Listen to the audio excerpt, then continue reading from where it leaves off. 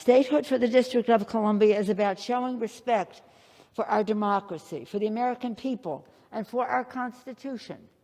That Constitution begins with our preamble, "We the people," setting out our founders' vision of a government of, by, and for the people.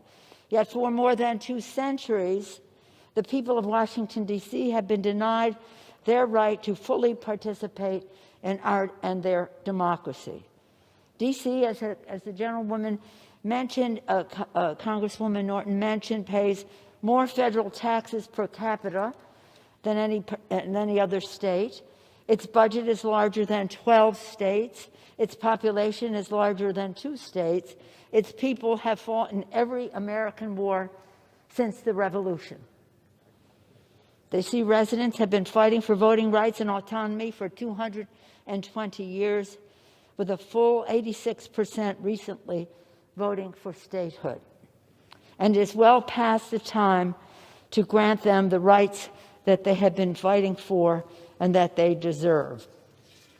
As I said, Mr. Speaker, I rise as Speaker of the House on this momentous occasion, but it is an official honor to do so, but it is also a personal privilege to join Congresswoman Eleanor Holmes Norton, the distinguished chair of the Committee of Jurisdiction, Congresswoman Maloney, and others of my colleagues, our distinguished Majority Leader, Mr. Hoyer, who has made this part of his life's work in the Congress, so to join in this fight for statehood.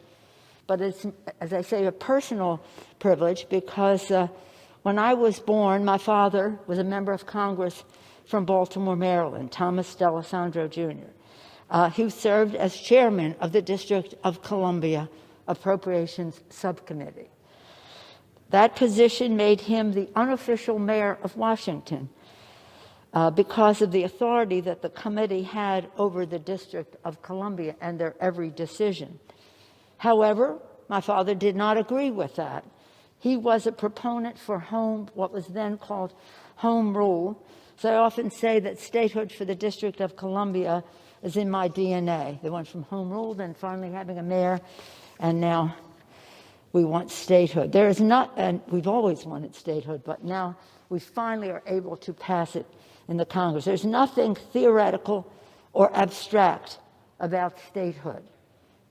For example, last summer, the country watched in horror as federal agents and out-of-state National Guard troops were deployed against peaceful protesters in the district without residents' approval. And then, on January 6th, as our Capitol was being defiled and our Capitol Police assaulted and killed, and our members and staff terrorized, D.C. leaders did not have the authority to call in the National Guard to protect its people. Granting D.C. statehood means ensuring that its leaders have the tools they need to keep people safe. The governor of any one of our states has the authority to call in the National Guard. That is not an authority that is afforded to the mayor of Washington, D.C. If that were the case, we would have had protection much sooner. Statehood is also a matter of civil rights. The residents of the district have a right to self-governance and control over their lives and futures. And it's particularly meaningful that we passed this legislation just days after the anniversary of President Abraham Lincoln signing the District of Columbia Compensation Emancipation Act, freeing enslaved people in the district. Today, by passing H.R. 51 to admit the state of Washington Douglas Commonwealth to the Union, the House will finally address this unjust, unequal, and undemocratic situation. We look forward to a swift vote in the Senate on this essential legislation so that we can send this important legislation to the President's desk. At the same time, House Democrats will continue our work to protect every American's right to be heard at the ballot box. With that, I urge a strong vote for D.C. statehood, 51, and H.R. 51 state, easy to remember, and for its citizens' civil liberties, security, and the right to have a say in our democracy.